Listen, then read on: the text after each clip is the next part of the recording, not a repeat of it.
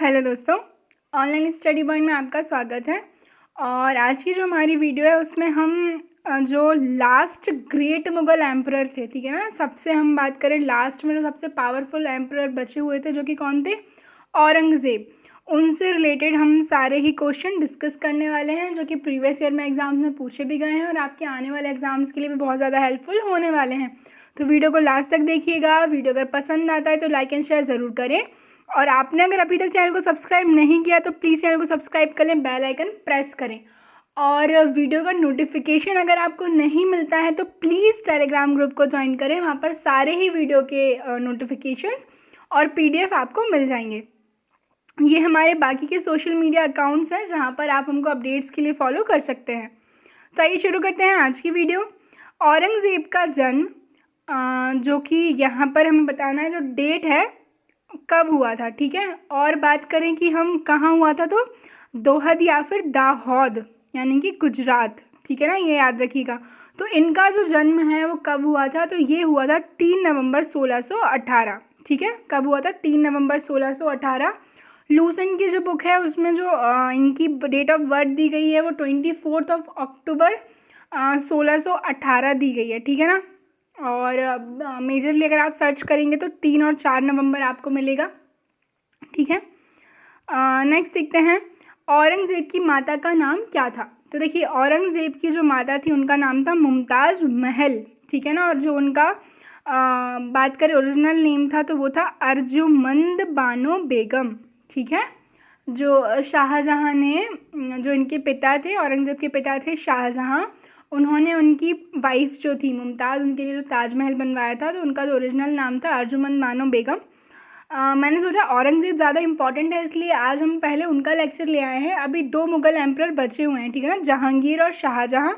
उनके बारे में भी हम सारा कुछ डिस्कस कर लेंगे तो आपके सारे ही जो मुग़ल एम्परर हैं वो कवर अप हो जाएंगे। तो औरंगज़ेब की जो माता थी वह कौन थी? मुमताज़ महल थी, ठीक है, ये आप याद रखिएगा। और अगर हम बात करें कि इनके पिता कौन थे तो कौन थे? शाहजहाँ, ठीक है। नेक्स्ट देखते हैं। और जैसे कि आप सबको पता होगा जीके ब्रह्मास्त्र के बारे में चैनल ने जो कि पीडीएफ नोट्स लॉन्च किए हैं, सारे गवर्नमेंट एग्जाम्स के लिए काफ़ी ज़्यादा इंपॉर्टेंट है। सारे सब्जेक्ट इसमें आपको मिल जाएंगे, मिसलेनियस मिल जाएगा, और भी जो इम्पॉर्टेंट करंट अफेयर्स हैं वो भी आपको इस पीडीएफ में मिल जाएंगे। तो आप जो है डाउनलोड कर सकते हैं इसको, और इसकी जो प्राइस है सिर्फ और सिर्फ 49 रुपीज़ है, ओके। अगला क्वेश्चन देखते हैं। 1634 में मुग़ल बादशाह शाहजहाँ ने औरंगज़ेब को कहाँ का सूबेदार नियुक्त किया। तो औरंगज़ेब को कहाँ का सूबेदार नियुक्त किया गया था तो दक्कन का सूबेदार इनको नियुक्त किया गया था, ठीक है ना। नेक्स्ट देखते हैं। दिलराज बानो बेगम यानी कि रबिया बीबी को मरणोपरांत औरंगज़ेब ने कौन सी उपाधि दी थी। तो ये जो इनकी वाइफ थी इनको कौन सी उपाधि दी गई थी? इनको दी गई थी राबिया उद्दौरानी की उपाधि, ठीक है ना। कौन सी उपाधि दी गई थी? तो राबिया उद्दौरानी की उपाधि। अब देखिए यहाँ से काफ़ी सारे क्वेश्चन बनते हैं इनकी वाइफ के बारे में, इनकी वाइफ के लिए जो उन्होंने बिल्डिंग बनवाई। तो मैंने कहीं कमेंट पढ़ा था कि मैम आप जो भी एक्स्ट्रा इन्फॉर्मेशन देती हैं उसको भी क्वेश्चन फॉर्मेट में ही कर ले, इसलिए मैंने वही किया है।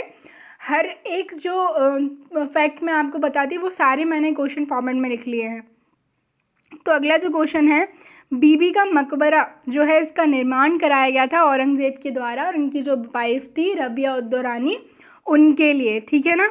और हम बात करें कि कहाँ पर है ये, ठीक है। 1769 में अपनी पहली पत्नी दिलराम बानो बेगम की याद में बीबी का मकबरा बनवाया था जो कि कहाँ पर है? औरंगाबाद महाराष्ट्र में, ठीक है।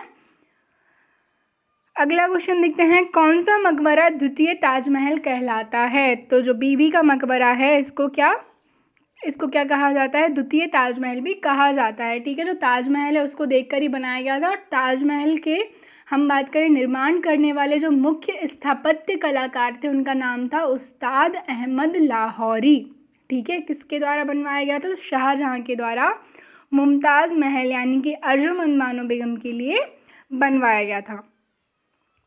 नेक्स्ट देखते हैं। औरंगज़ेब ने किसको साहिबात उज जमानी की उपाधि दी थी। तो साहिबात उज जमानी की जो उपाधि है इन्होंने अपनी बहन जहान आरा को दी थी, ठीक है। किसको दी थी? तो इनकी बहन जो थी जहान आरा, उनको ये उपाधि इन्होंने दी थी। नेक्स्ट देखते हैं। औरंगज़ेब के द्वारा लड़ा गया प्रथम युद्ध बुंदेला का युद्ध, ठीक है ना, जिसमें ओरछा के नरेश जुझार सिंह के विरुद्ध लड़ा गया था। तो ये जो युद्ध है ये कब लड़ा गया था? तो ये लड़ा गया था 2 अक्टूबर 1635 में, ठीक है ना। ओरछा के जो नरेश थे कौन? जुझार सिंह, ठीक है। औरंगज़ेब और उनके बीच में हुआ था, इसको क्या बोलते हैं? बुंदेला का युद्ध बोलते हैं। 2 अक्टूबर 1635 में लड़ा गया था। नेक्स्ट क्वेश्चन देखते हैं, निम्न में से किस मुगल बादशाह का 2 बार, बात करें हम, राज्याभिषेक हुआ है? तो इनका 2 बार राज्याभिषेक हुआ है, किसका? औरंगज़ेब का, ठीक है ना। जब इन्होंने आगरा पर कब्जा किया तो इन्होंने अबुल मुजफ्फर मुअद्दीन मुजफ्फर औरंगज़ेब बहादुर आलमगीर की उपाधि से 31 जुलाई 1658 को अपना राज्याभिषेक कराया। इसके बाद औरंगज़ेब ने दिल्ली में जब प्रवेश किया तो इन्होंने 5 जून 1659 को दूसरी बार अपना राज्याभिषेक करवाया था, ठीक है। नेक्स्ट देखते हैं, औरंगज़ेब का पहली बार राज्याभिषेक कब हुआ? तो पहली बार इनका राज्याभिषेक हुआ 31 जुलाई 1658 को अबुल मुजफ्फर मुअद्दीन मुजफ्फर औरंगज़ेब बहादुर आलमगीर, इस नाम से आलमगीर की उपाधि भी इन्होंने ही धारण की थी, ठीक है। और दूसरी बार जो हुआ, इन्होंने जो देवराई का युद्ध था ये उसमें सफल हो गए थे, तो इन्होंने 5 जून 1659, जो कि ये डी वाला ऑप्शन है, इस दिन इन्होंने अपना दूसरी बार राज्याभिषेक कराया था।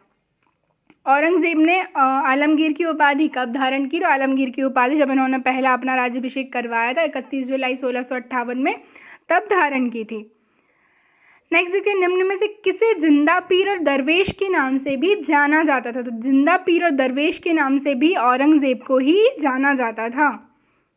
दारा शिकोह अपने भाई किसके हाथों से ये मारे गए थे? तो औरंगज़ेब के द्वारा संघर्ष के हाथों से ये मारे गए थे, ठीक है ना। हम बात करें कि सितंबर 1657 में जब शाहजहाँ की बीमार हो गए काफ़ी गंभीर रूप से, ऐसा कहा गया, और उनकी मृत्यु की अफवाह फैला दी गई, तो उनके जो पुत्र थे उनके बीच में क्या हो गया, हम बात करें उत्तराधिकारी बनने का युद्ध प्रारंभ हो गया। तो 15 अप्रैल 1658 को दारा शिकोह और औरंगज़ेब के बीच में हुआ धर्मट का युद्ध, ठीक है, और इसमें जो है दारा शिकोह पराजित हुए। फिर 29 मई 1658 को सामूगढ़ का युद्ध हुआ, इसमें भी क्या हुए? दारा शिकोह पराजित हुए। और जो अंतिम युद्ध हुआ देवराई की घाटी का मार्च 1659 में, उसमें भी दारा शिकोह पराजित हुए और इस्लाम धर्म की अवहेलना के अपराध में 30 अगस्त 1659 को उनकी हत्या कर दी गई, ठीक है, इतना आपको याद रखना है। और जो है हम बात करें कि शाहजहाँ को बंदी बना लिया गया, काफ़ी समय के लिए वह बंदी बने रहे, ठीक है, और 74 वर्ष की अवस्था में उनकी मृत्यु हो गई थी। नेक्स्ट देखते हैं, धर्मत का युद्ध जो कि मैंने आपको बताया अप्रैल 1658 में लड़ा गया था, किस किस के बीच में लड़ा गया था? तो औरंगज़ेब एवं दारा शिकोह जो थे शाहजहाँ के सबसे बड़े बेटे थे, ठीक है।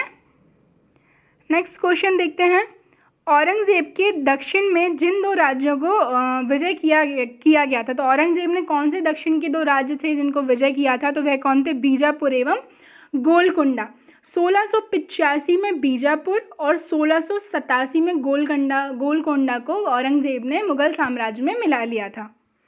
नेक्स्ट देखते हैं, औरंगज़ेब के विरुद्ध हुए उत्तर भारत के विद्रोहों का सही क्रम। तो औरंगज़ेब के विरुद्ध इनमें से कौन जो है सही क्रम बताना है हमको। सबसे पहले जो हुआ था जाट रिबेलियन थे वो, फिर इसके बाद बुंदेला रिबेलियन, फिर जो था कौन से सतनामी, और आखिर में जो कौन थे वह थे सिख। तो ये इसका सही ऑर्डर है, सबसे पहले जाट, फिर बुंदेला, फिर सतनामी और फिर सिख। नेक्स्ट क्वेश्चन देखते हैं, किस बादशाह के अंतर्गत मुगल सेना में सर्वाधिक हिंदू सेनापति थे? तो हम बात करेंगे जो बादशाह अकबर थे उनकी जो पॉलिसीज़ थी काफ़ी ज़्यादा रिलीजियसली टॉलरेंट थे, सभी धर्मों को उन्होंने बात करें इक्वल प्रायोरिटी दी, लेकिन ये बहुत ज़्यादा इंटॉलरेंट थे, बहुत ज़्यादा, ठीक है। तो इनके इतना होने के बाद भी इनकी जो सेना थी उसमें सर्वाधिक हिंदू सेनापति थे, तो किसके अंतर्गत थे? औरंगज़ेब के। नेक्स्ट देखते हैं, निम्नलिखित बादशाहों में से किसकी सेना में सर्वाधिक संख्या में दक्कनी अमीर थे? तो जैसे कि हमने देखा था औरंगज़ेब को कहाँ का गवर्नर बनाया गया था? दक्कन का बनाया गया था, और दक्कन के ही अमीर सबसे ज़्यादा इनकी सेना में थे। नेक्स्ट देखते हैं, निम्न में से कौन से एक संगीत वाद्य यंत्र बजाने में औरंगजेब की दक्षता थी। तो औरंगजेब जो थे क्या बजाते थे, वीणा। ठीक है, क्वेश्चन पूछा जाता है, किस मुगल शासक ने संगीत और नृत्य पर प्रतिबंध लगा दिया गया था। तो औरंगजेब के द्वारा संगीत और नृत्य पर प्रतिबंध लगा दिया गया था। नेक्स्ट देखते हैं, किस सिख गुरु की मृत्यु के लिए औरंगजेब जिम्मेदार हैं। तो कौन से सिख गुरु थे, तो ये थे सिखों के गुरु तेग बहादुर। ठीक है ना, जो कश्मीर के हम बात करें कश्मीरी ब्राह्मण थे, उनको कहा गया कि आपको इस्लाम में कन्वर्ट होना पड़ेगा, और वो सब गए फिर गुरु तेग बहादुर के पास, उन्होंने अपोज किया इस सबको। और जब गुरु तेग बहादुर को भी कहा गया कि आपको भी इस्लाम में कन्वर्ट होना पड़ेगा, तो उन्होंने साफ साफ मना कर दिया, और फिर इनको क्या कर दिया गया, औरंगजेब के द्वारा एग्जीक्यूट कर दिया गया। ठीक है, नेक्स्ट क्वेश्चन देखते हैं, जजिया कर किसके शासनकाल में पुनः लगाया गया। तो जजिया कर अकबर के द्वारा समाप्त कर दिया गया, और औरंगजेब के द्वारा 1679 में इसको पुनः लागू किया गया। ठीक है, जजिया कर लगाने वाले सबसे प्रथम जो शासक थे वह मोहम्मद बिन कासिम थे। नेक्स्ट देखते हैं, औरंगजेब ने अपने पिता शाहजहां को किस किले में नज़रबंद कर दिया था, जहां 8 वर्ष के बाद नज़रबंदी की हालत में उनकी मौत हो गई थी। ठीक है, तो यहाँ से इन्फॉर्मेशन क्या क्या मिलती है कि और किसने शाहजहां को बंद किया, तो औरंगजेब ने। कितने टाइम के लिए, 8 वर्ष तक के लिए, और 74 वर्ष की अवस्था में इनकी जो है मृत्यु 1666 में हो गई थी। ठीक है, तो किसके कौन सा किला था जहाँ इनको बंद किया गया था, तो ये था आगरा का किला। ठीक है, नेक्स्ट देखते हैं, संत रामदास को किसके शासनकाल से संबंधित किया जाता है। जो संत रामदास हैं, इनको भी औरंगजेब के ही शासनकाल से संबंधित किया जाता है। अगर किसी को पता है तो प्लीज़ आप लोग कमेंट सेक्शन में बताइए कि ऐसा क्यों है। नेक्स्ट देखते हैं, जयपुर के महाराजा सवाई जयसिंह ने वेधशाला नहीं बनवाई। तो इनके द्वारा वाराणसी, उज्जैन, मथुरा तीनों में ही वेधशाला बनवाई गई थी। इलाहाबाद में इनके द्वारा वेधशाला नहीं बनवाई गई। ठीक है, नेक्स्ट देखते हैं, दिल्ली के लाल किले में मोती मस्जिद का निर्माण किया था। तो दिल्ली के लाल किले में जो मोती मस्जिद का निर्माण है ये किया गया था औरंगजेब के द्वारा। ठीक है, नेक्स्ट देखते हैं, औरंगजेब की 1707 ईस्वी में मृत्यु होने के बाद उसका कौन सा बेटा बहादुर शाह के नाम से भारत का सम्राट बना। तो ये कौन बने, ये थे मुअज्जम जो थे औरंगजेब के द्वारा, औरंगजेब के बाद जो है ये शासक बने। नेक्स्ट देखते हैं, सूची 1 जो है वो स्मारक है, दूसरे निर्माता हैं। ठीक है, जो बादशाही मस्जिद है लाहौर की, ये बनवाई गई थी औरंगजेब के द्वारा। एतमाद-दौला का मकबरा, ठीक है ना, जो ग्यास बेग थे, इनके बारे में हम पढ़ेंगे। तो जो नूरजहाँ थी, जहांगीर की पत्नी, उनके द्वारा ये बनवाया गया था। बुलंद दरवाज़ा अकबर के द्वारा बनवाया गया था, जो गुजरात विक्ट्री हुई थी उसमें। और जो मोती मस्जिद है आगरा की, ये बनवाई गई थी शाहजहां के द्वारा, जबकि दिल्ली की किसके द्वारा बनवाई गई थी, तो औरंगजेब के द्वारा। ठीक है, तो हमारा जो ऑप्शन है फर्स्ट वाला करेक्ट हो जाएगा। नेक्स्ट देखते हैं, इसके बाद क्या है, शासक दिए हुए हैं और उनके मकबरे दिए हुए हैं। तो बाबर के बारे में हम ऑलरेडी पढ़ चुके हैं। पहले इनको आगरा के आराम बाग में जो है बरी किया गया था, फिर इसके बाद इनको कहाँ किया गया, काबुल में, जो इनकी पसंद की जगह थी। हुमायूं का जो मकबरा है वो कहाँ पर है, दिल्ली में। हम हुमायूं ऑलरेडी डिस्कस कर चुके हैं, तो आप बताएंगे कि जो हुमायूं हैं उनका मकबरा किसने बनवाया था। और अकबर का जो मकबरा है कहाँ पर है, सिकंदरा में है, और जहांगीर का कहाँ पर है, दिल्ली में है। तो फर्स्ट वाला ऑप्शन करेक्ट हो जाएगा। और ये थी हमारी आज की वीडियो। अगर पसंद आती है तो लाइक एंड शेयर ज़रूर करें। Thank you.